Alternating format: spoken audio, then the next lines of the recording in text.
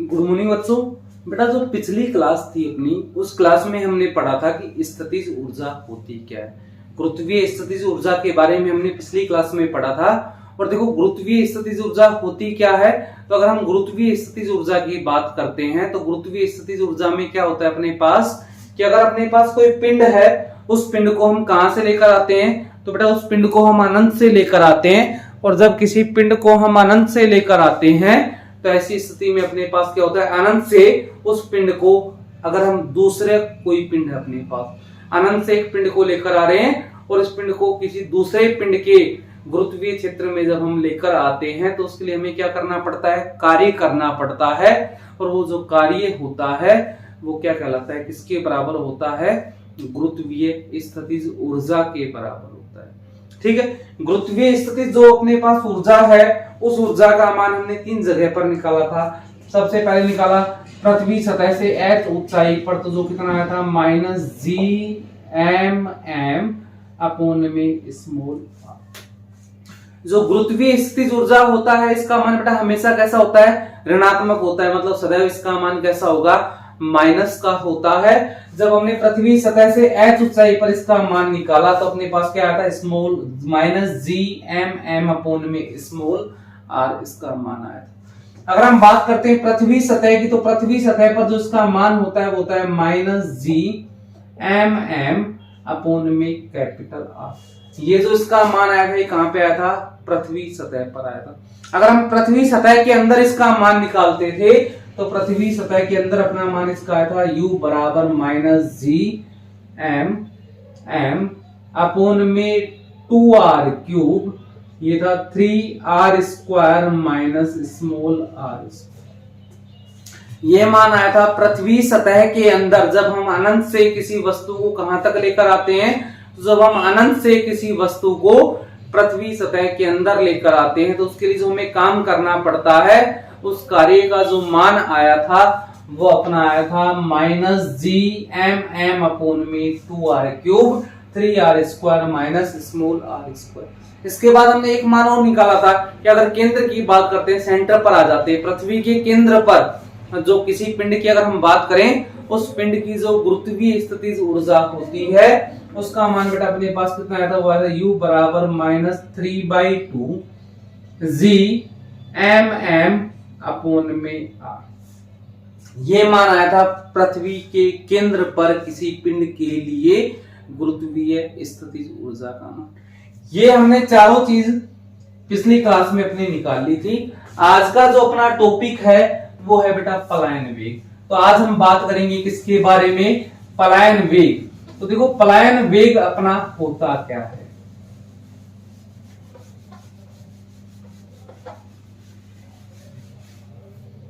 तो आज का अपना टॉपिक हो गया पलायन वेग।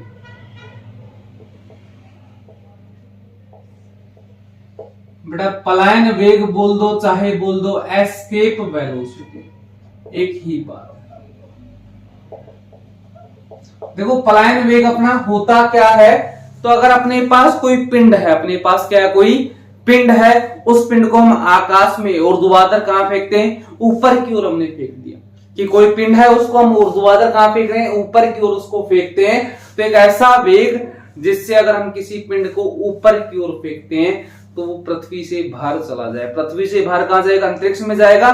तो अगर मान लो हमने किसी वस्तु को किसी वेग से फेंका, ठीक है, और उस वेग से फेंकने पर अगर वो वस्तु कहां पे चली जाए, अंतरिक्ष में चली जाए, पृथ्वी से बाहर चली जाए, पृथ्वी का जो अपने पास कौन सा बल होता है, गुरुत्वाकर्षण बल, इस गुरुत्वाकर्षण बल से वो कहां चली जाए, पृथ्वी के गुरुत्वीय क्षेत्र से, या कह दो कि पृथ्वी के जो गुरुत्वाकर्षण बल है पृथ्वी का, इस गुरुत्वाकर्षण बल से वो कहां पे चली जाए, बाहर चली जाए।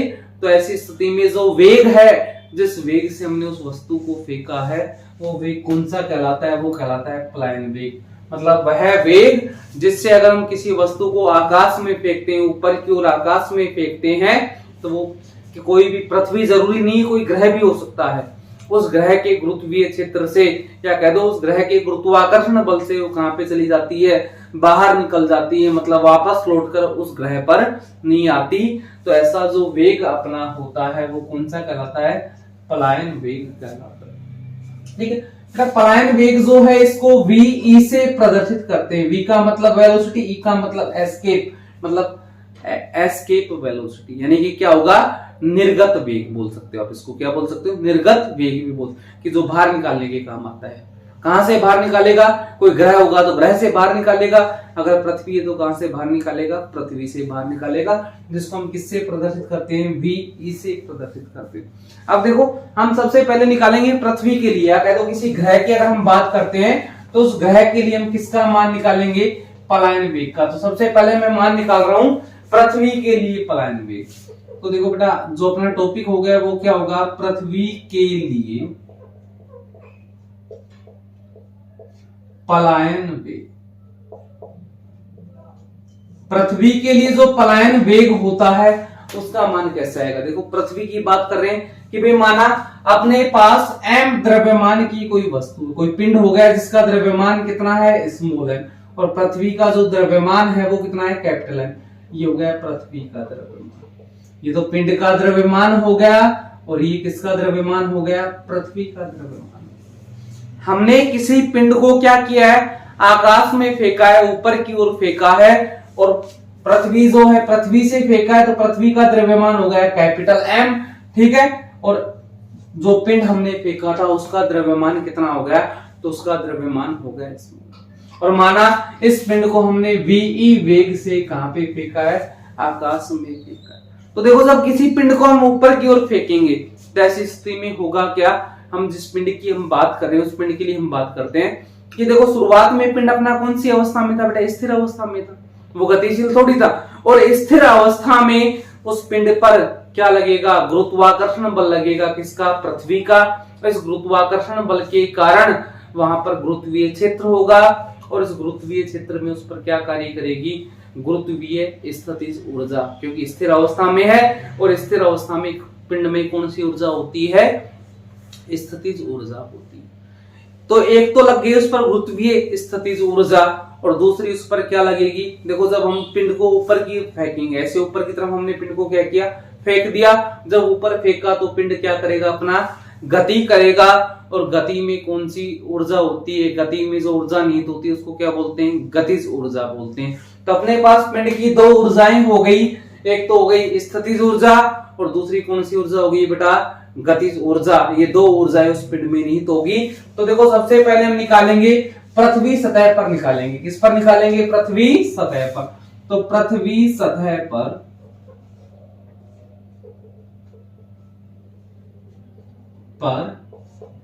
पिंड की गतिज ऊर्जा, हम पृथ्वी सतह पर निकाल रहे हैं, और क्या निकाल रहे हैं, पिंड की गतिज ऊर्जा। बेटा गतिज ऊर्जा को प्रदर्शित किससे करते हो, के से प्रदर्शित करते हो। अब के का जो मान है वो क्या आ जाएगा, गतिज ऊर्जा का जो फॉर्मूला होता है 1/2 mv², ये होता है। हमने यहाँ पर वेग कितना माना है, तो वेग माना है ve, तो ये हो जाएगा ve का स्क्वायर। ये हो गई देखो स्मॉल m द्रव्यमान की पिंड को फेंका और ve वेग से फेंका, तो उसकी क्या आ गई, गतिज ऊर्जा।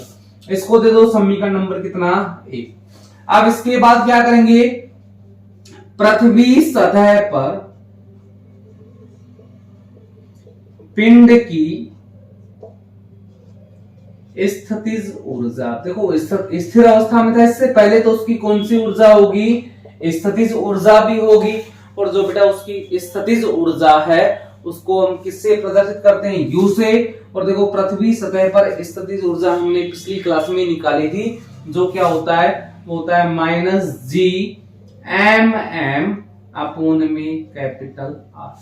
ये हो गई उस पिंड की कौन सी ऊर्जा हो गई, स्थितिज ऊर्जा। इसको दे दो समीकरण नंबर कितना। हमने देखो पिंड में दो ही प्रकार की ऊर्जा होती है, तो स्थितिज ऊर्जा हो गई और दूसरी गतिज ऊर्जा। हमने दोनों ऊर्जाएं निकाल दी। अगर मैं निकालूं पृथ्वी सतह पर पिंड की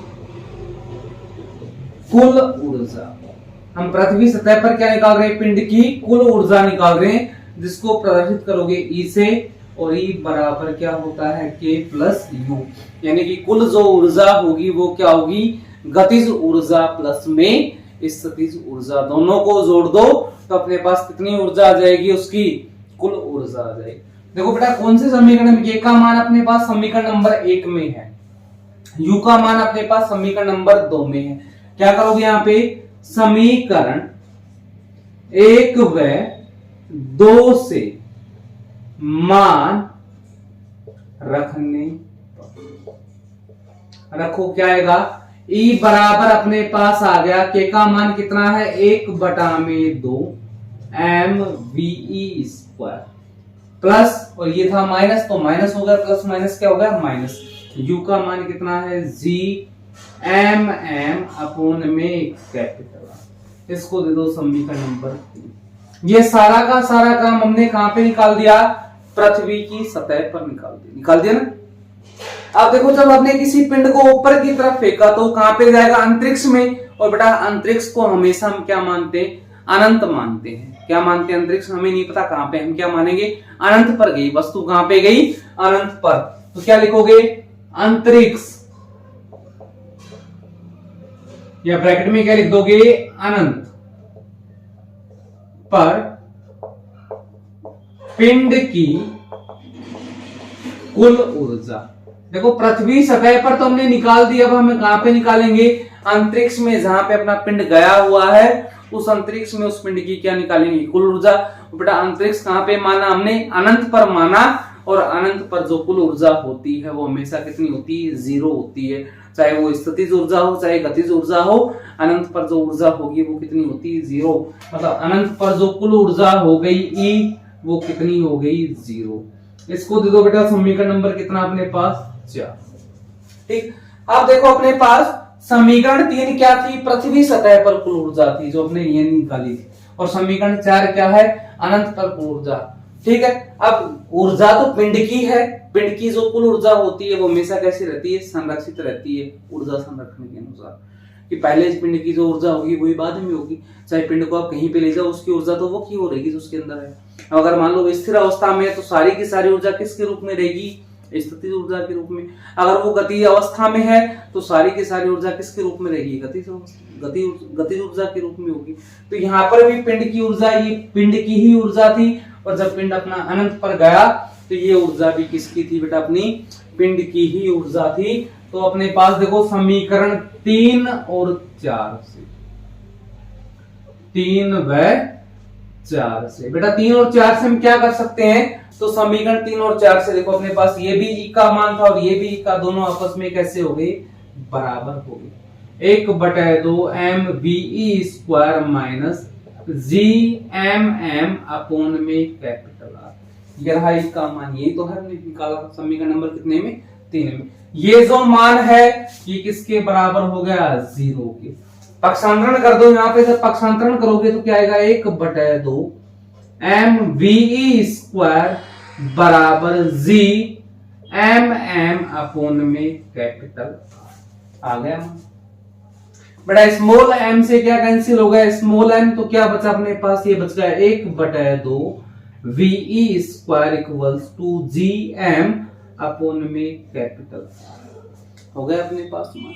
इसको सोल्व करो, देखो यहां से ve स्क्वायर इक्वल्स टू क्या होगा, 2 भाग में था, कहां चला गया, गुणा में 2gm अपॉन में कैपिटल। हमें मान निकालना है किसका, ve का मान निकालना है। तो यहां से क्या आएगा, देखो ve इक्वल्स टू, वर्ग था हटा दिया तो दूसरी तरफ क्या लग जाएगा, वर्गमूल लग जाएगा, लगेगा दूसरी तरफ वर्गमूल, तो अपने पास मान आ गया 2gm अपॉन में कैपिटल आर। वी का मान कितना हो गया, √2gm अपॉन में कैपिटल आर। अब देखो √2gm अपॉन में कैपिटल आर जो अपने पास है, इसका जो मान है अपने पास क्या होता है, हमने बेटा एक संबंध पढ़ा है, और वो संबंध किस किस के बीच में पढ़ा है, तो हमने गुरुत्वीय त्वरण स्मॉल जी और गुरुत्वीय नियतांक कैपिटल जी के बीच में क्या पढ़ा है, एक संबंध पढ़ा है।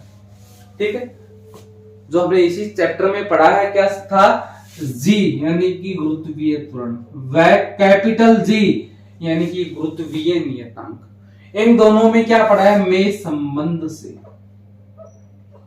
जब इन दोनों में संबंध निकालोगे तो संबंध था अपने पास G इक्वल्स टू होता है GM अपोन में कैपिटल R। ये इन दोनों के बीच में क्या होता है संबंध, इस वाले समीकरण को दे दो अब समीकरण नंबर कितना 5। ठीक है, ये था गुरुत्वीय त्वरण एवं गुरुत्वीय नियतांक जो होता है उन दोनों के बीच में संबंध होता है। बट अगर मैं यहां से GM का मान निकालूं, किसका मान निकालूं GM का, तो क्या हो जाएगा GR स्क्वायर।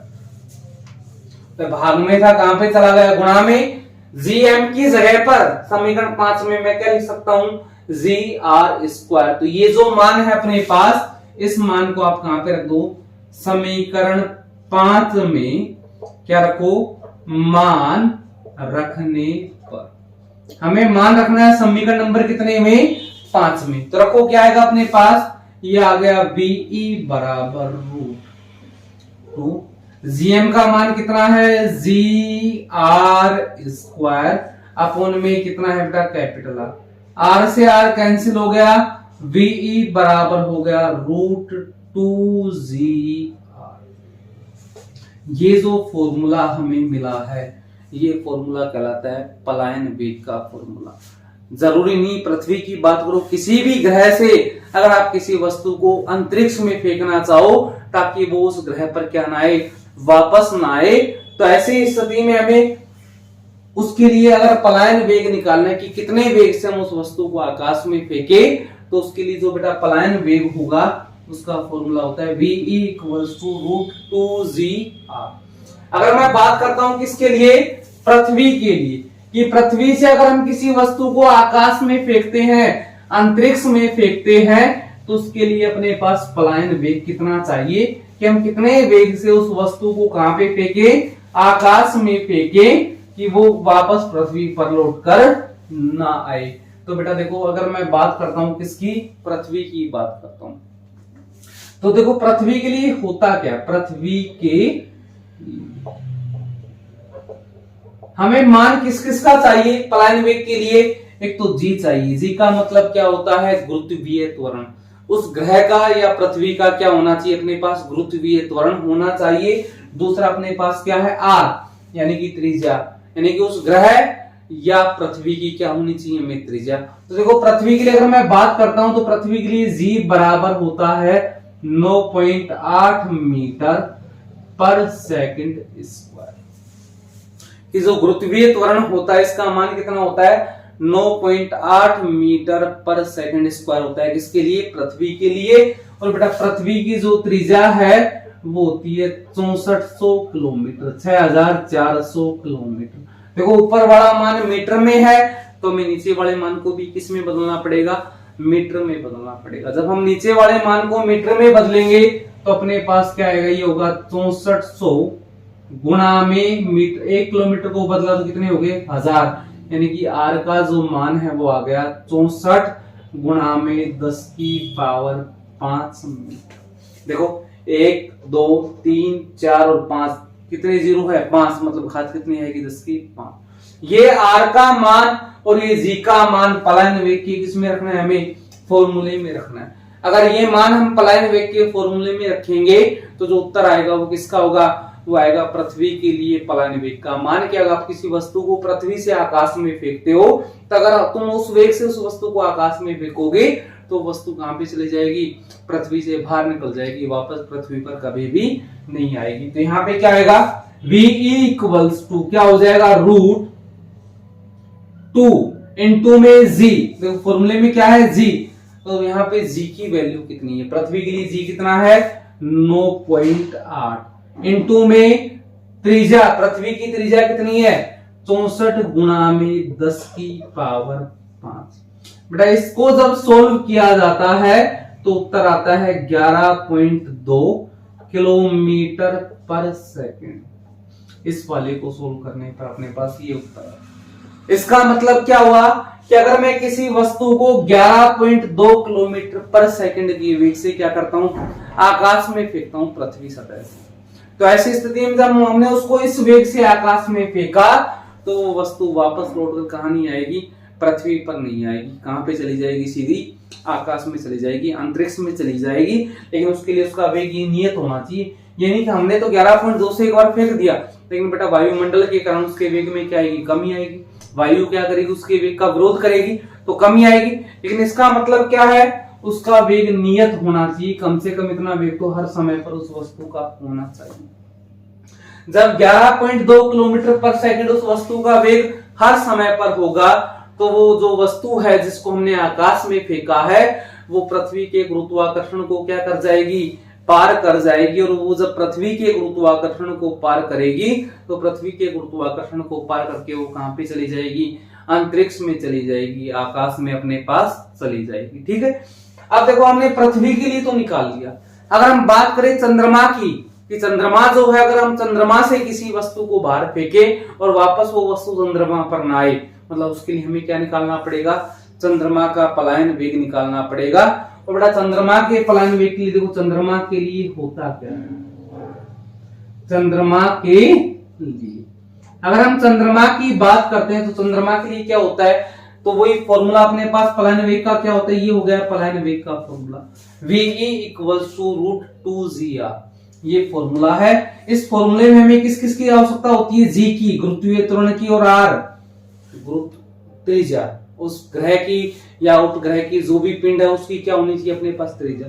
तो हमें चंद्रमा के लिए किसका मान पता होना चाहिए, तो चंद्रमा के लिए हमें पता होना चाहिए गुरुत्वीय त्वरण, कि चंद्रमा का जो गुरुत्वीय त्वरण है वो कितना होता है।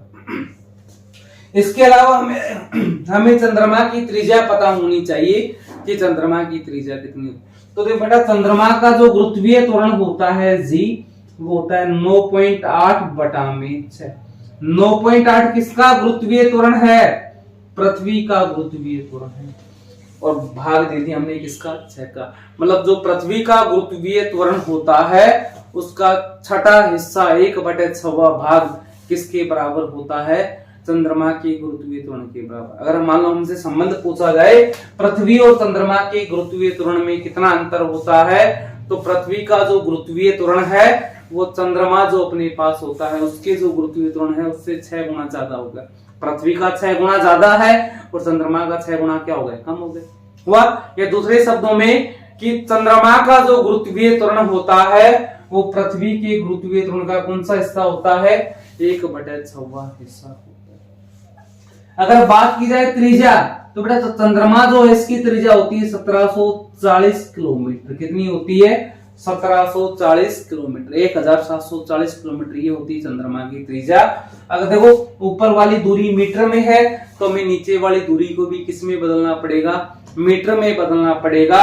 और जब दूरी को मीटर में बदलोगे तो क्या करोगे, 1740 गुणा में 10 की या हो गया 1000 मीटर, क्योंकि किलोमीटर को मीटर में बदलने के लिए कितने से गुणा करना पड़ता है, हमें 1000 से गुणा करना पड़ता है। यहाँ पर देखो R बराबर अपने पास आ गया 1700 या 17.4 गुणा में 10 की पावर 5 मीटर। देखो 1 2 3 4 और यहाँ पे पॉइंट लगाया हमने तो ये हो गया 5, तो 10 की घात कितनी होगी 5, यानी कि 17.4 गुणा में 10 की पावर 5 मीटर बोल सकते हो, या क्या बोल सकते हो 1740 किलोमीटर बोल सकते हो। ये जो मान है हम पलायन वेग के किस में रखेंगे, फॉर्मूले में रखेंगे। और जब ये मान पलायन वेग के फॉर्मूले में रखा जाएगा तो अपने पास क्या आएगा, देखो पलायन वेग का जो फॉर्मूला होता है वो होता है VE = √2gr, यही होता है पलायन वेग का फॉर्मूला। अब यहां पर देखो मान क्या आएगा, VE = √2 इंटू में आगे का मान देखो कितना होगा अपने पास, जी का मान कितना है 9.8 और बटा में 6, ये किसके लिए है बेटा, चंद्रमा के लिए। इनटू में क्या है अपने पास, अगर आगे के मान की हम बात करते हैं तो आगे का जो अपने पास मान है वो मान यहां से क्या आएगा बताओ, तो यहां से अपने पास मान आएगा R का कितना है 17.4 गुणा में 10 की पावर 5, ये आ गया आगे का। जब इसको सोल्व किया जाता है उत्तर आता है 2.38 किलोमीटर पर सेकंड। ये होता है चंद्रमा के लिए पलायन वेग, कि अगर हम किसी वस्तु को चंद्रमा की सतह से कितने वेग से 2.38 किलोमीटर पर सेकंड के वेग से आकाश में फेंकते हैं तो बेटा वो जो वस्तु है वो चंद्रमा से क्या कर जाएगी, पलायन कर जाएगी, चंद्रमा से कहां निकल जाएगी, बाहर निकल जाएगी। तो हमने चंद्रमा के लिए पलायन वेग निकाल दिया और पृथ्वी के लिए पलायन वेग निकाल दिया। दोनों के दोनों क्या है, चंद्रमा वाला चंद्रमा की सतह से है और पृथ्वी वाला पृथ्वी की सतह से। अगर मान लो अपने पास जो स्मॉल एम द्रव्यमान के जिस पिंड की हम बात कर रहे हैं, वो जो पिंड है वो पृथ्वी सतह से h ऊंचाई पर है। कितनी ऊंचाई पर है, h ऊंचाई पर, स्मॉल h ऊंचाई पर वो पिंड है, तो उसके लिए पलायन वेग क्या होगा। तो हम निकालेंगे कि पृथ्वी सतह से कितनी ऊंचाई पर बेटा, स्मॉल h ऊंचाई पर, कि अपना जो पिंड है वो फिलहाल पृथ्वी सतह से कितनी ऊंचाई पर है, स्मॉल h ऊंचाई पर है, तो उसके लिए पलायन वेग कितना होना चाहिए। देखो बेटा, जब पिंड अपना ऊंचाई पर गया और हमने पढ़ा है ऊंचाई बढ़ने पर गुरुत्वीय त्वरण का मान क्या होता है, घटता है कि बढ़ता है। तो बेटा गुरुत्वीय त्वरण का मान ऊंचाई और गहराई दोनों के साथ क्या होता है, घटता ही हमने पढ़ा है। तो इसका मतलब जब पृथ्वी सतह से आप ऊंचाई पर जाओगे तो गुरुत्वीय त्वरण का मान क्या होगा, घटेगा। और जब गुरुत्वीय त्वरण का मान घटेगा तो ऐसी स्थिति में क्या होगा, अपने पास पलायन वेग जो है उसका मान भी क्या होगा, घटेगा। क्योंकि ऊंचाई बढ़ी तो जी कम हुआ, और जब स्मॉल जी कम होगा तो पलायन वेग भी ई भी क्या होगा, कम होगा। तो जो अपना अगला टॉपिक है वो क्या है, पृथ्वी सतह से h ऊंचाई पर गुरुत्वीय त्वरण, कितनी ना गुरुत्वीय त्वरण नहीं, पलायन वेग क्या निकाल रहे हैं हम यहाँ पे, पलायन वेग निकाल रहे हैं। पृथ्वी सतह से h ऊंचाई पर पलायन वेग, ठीक है। अब तक जो अपना पिंड था वो कहां पे था, पृथ्वी सतह पर था, वो कितनी ऊंचाई पर चला गया, h ऊंचाई पर चला गया। तो वही बात है, अपने पास स्मॉल m द्रव्यमान का पिंड है जिसको ve वेग से फेंका है। भाई स्मॉल m द्रव्यमान का पिंड और कितने वेग से फेंका गया, आकाश में, ve वेग से वो कहां पे फेंका गया, आकाश में फेंका गया। और वो पृथ्वी सतह से स्मॉल r दूरी पर है, या कह दो ना पृथ्वी के केंद्र से कितनी दूरी पर है, स्मॉल r दूरी पर, या पृथ्वी सतह से h ऊंचाई पर है। हमने बेटा पढ़ा स्मॉल r जो होता है वो किसके बराबर होता है, कैपिटल R प्लस में h के बराबर। कि स्मॉल r का जो मान होता है पृथ्वी के केंद्र से उस पिंड की ऊंचाई जो h ऊंचाई पर, उसका जो मान होता है वो पृथ्वी की त्रिज्या प्लस में ऊपर की सतह से ऊंचाई, उसके बराबर होता है, दोनों के योग के बराबर। तो देखो सबसे पहले हम क्या निकालेंगे इसके लिए, वही निकालेंगे पृथ्वी सतह से कितनी ऊंचाई पर, h ऊंचाई पर गतिज ऊर्जा, क्योंकि पिंड है, पिंड में दोनों प्रकार की ऊर्जाएं होंगी, गतिज ऊर्जा भी होगी और उस पिंड की, और दूसरी क्या होगी, स्थितिज ऊर्जा भी होगी। तो के बराबर आ जाएगा अपने पास 1/2, पिंड का द्रव्यमान स्मॉल है और कितने वेग से फेंका, ve वेग से, तो हो गया ve का स्क्वायर, समीकरण नंबर 1। दूसरा क्या आएगा, पृथ्वी सतह से, भाई गतिज ऊर्जा हमने निकाल दी, अब हम क्या निकालेंगे, इसकी स्थितिज ऊर्जा निकालेंगे। तो पृथ्वी सतह से कितनी ऊंचाई पर, h ऊंचाई पर स्थितिज ऊर्जा, किसकी निकाल रहे हैं हम स्थितिज ऊर्जा, उस पिंड की स्थितिज ऊर्जा निकाल रहे हैं जो पिंड पृथ्वी सतह से कितनी ऊंचाई पर है, h ऊंचाई पर है, उसकी स्थितिज ऊर्जा कितनी होगी। तो अपने पास यहां से मान आ जाएगा u बराबर माइनस gmm अपोन में कैपिटल R स्मॉल r। बेटा स्मॉल r जो होता है इसका मान होता है किसके, कैपिटल R प्लस में h के बराबर, मतलब पृथ्वी की त्रिज्या और ऊपर की ऊंचाई। तो u बराबर क्या आ जाएगा, ये आ गया माइनस gmm अपोन में r प्लस में h। ये हो गया समीकरण नंबर 2। मतलब हमने पृथ्वी सतह से h जो ऊंचाई थी उस h ऊंचाई पर उस कण की स्थिति गतिज ऊर्जा भी निकाल ली और उस कण की कौन सी ऊर्जा भी निकाल ली, स्थितिज ऊर्जा भी निकाल ली। अगर मैं बात करूं कुल ऊर्जा की तो क्या आएगा, पृथ्वी सतह से h ऊंचाई पर पिंड की कुल ऊर्जा, पिंड की जो कुल ऊर्जा है वो क्या होती है, E बराबर होती है K प्लस U। कौन कौन से समीकरण में मान है, K का मान समीकरण 1 में है और U का मान समीकरण नंबर कितने में है, 2 में। तो क्या करोगे, समीकरण 1 व 2 से मान रखने पर, कौन कौन से समीकरण से मान रखोगे, 1 और 2 से। तो E बराबर अपने पास क्या आएगा, देखो K का मान कितना है, 1/2 mVE स्क्वायर और प्लस माइनस क्या हो गया, माइनस, क्योंकि यह U किसका था, माइनस का था। क्या आएगा, G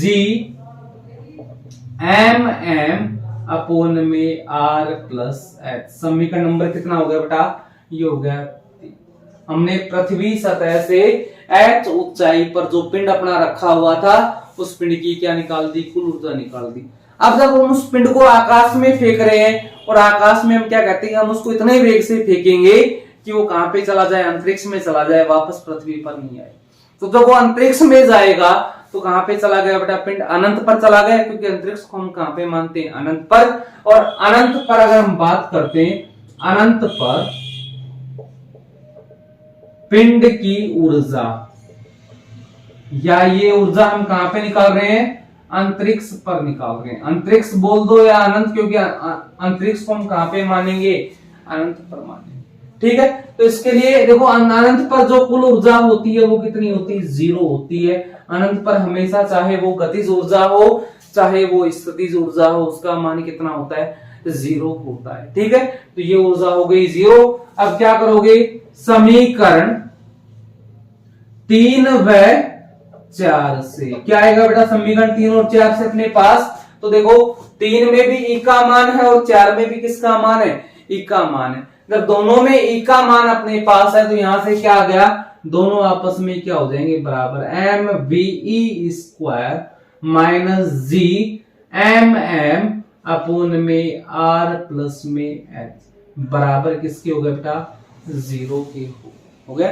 पक्षांतरण कर दो, पक्षांतरण करोगे क्या आएगा, 1/2 mVE स्क्वायर बराबर हो गया G capital M small m में R plus H। Small m से क्या कैंसिल हो गया, स्मॉल m अपना कैंसिल हो गया। क्या बचा अपने पास, तो अपने पास बचा 1/2 VE स्क्वायर बराबर Gm में R प्लस में आ गया अपने पास। ये मान अपने पास आ गया। अब देखो इस मान में 1/2 जो था बेटा वो कहां पे था, भाग में था। और जब एक तरफ संख्या भाग में है तो वज्र गुणा करने पर वो दूसरी तरफ कहां पे चली जाती है, गुणा में चली जाती है। मतलब भाग से जो अपनी संख्या है वो किस में चली गई, गुणा में चली गई। तो 1/2 भाग में था, इस तरफ किस में चला जाएगा, गुणा में। तो क्या आएगा, ये हो गया VE square equals to 2Gm में R प्लस में हो गया। देखो हमें मान निकालना है VE का, क्या हो जाएगा, √2Gm में R प्लस H। ये हो गया पलायन वेग का फॉर्मूला। कब, जब जो अपना पिंड है वो पृथ्वी सतह से कितनी ऊंचाई पर है, H ऊंचाई पर है। तो ऐसी स्थिति में जब हम उसको आकाश में फेंकेंगे और उसको पृथ्वी से बाहर निकालना है तो हमें इस फॉर्मूले का उपयोग करना पड़ेगा। इतने वेग की हमें क्या पड़ेगी, वहां पे आवश्यकता पड़ेगी। अब देखो हमने एक फॉर्मूला पढ़ा है बेटा, G और G में संबंध क्या होता है, G इक्वल्स टू होता है Gm में कैपिटल R होता है ना। यहां से Gm का जो मान है वो क्या आ जाएगा, वो आ जाएगा GR स्क्वायर। मतलब capital Gm equals to small g और कैपिटल R स्क्वायर। ये जो मान है Gm का, ये यहां पे रखोगे तो क्या आएगा, ये आ गया VE इक्वल्स टू, ये हो गया 2GR स्क्वायर में R प्लस में H। ये जो फॉर्मूला है ये भी और ये जो फॉर्मूला है ये भी, दोनों के दोनों जो फॉर्मूले हैं वो अपने किसको दर्शाते हैं, पृथ्वी सतह से कितनी ऊंचाई पर, H ऊंचाई पर कोई पिंड है और उस पिंड को हमें आकाश में फेंकना है, पृथ्वी से बाहर निकालना है। या कह दो पृथ्वी के जो गुरुत्वीय क्षेत्र है, पृथ्वी का जो गुरुत्वाकर्षण बल का प्रभाव है, उस प्रभाव से हमें उसको बाहर निकालना है, मतलब ऐसे फेंकना है कि वो वापस कहां पे ना आए, पृथ्वी पर ना आए। तो उसके लिए हमें इतने वेग की क्या होती है आवश्यकता। इस फॉर्मूले में अगर देखो, अगर हमें उस ग्रह का द्रव्यमान या पृथ्वी का द्रव्यमान दिया हुआ है और ऊंचाई कितनी दी है, h ऊंचाई, और पृथ्वी की त्रिज्या दी है, तो ऐसी स्थिति में इस फॉर्मूले से हम उसका क्या निकाल देंगे, मान। अगर मान लो हमें ग्रह के द्रव्यमान की बजाय ग्रह का क्या दे रखा है, गुरुत्वीय त्वरण दे रखा है, त्रिज्या दे रखी है, और मतलब अगर हमें कैपिटल M, R और H का मान दे रखा है, ग्रह का द्रव्यमान, ग्रह की त्रिज्या और ग्रह से ऊंचाई, तो ऐसी स्थिति में पलायन वेग का फॉर्मूला क्या लगेगा, ये फॉर्मूला लगेगा। ठीक है। अगर मान लो हमें इसके अलावा क्या दे रखा है, गुरुत्वीय त्वरण दे रखा है, ग्रह का त्रिज्या दे रखी है, ऊंचाई h दे रखी है, और हमें पलायन वेग निकालना है, तो ऐसी स्थिति में उसका ये फॉर्मूला लगेगा।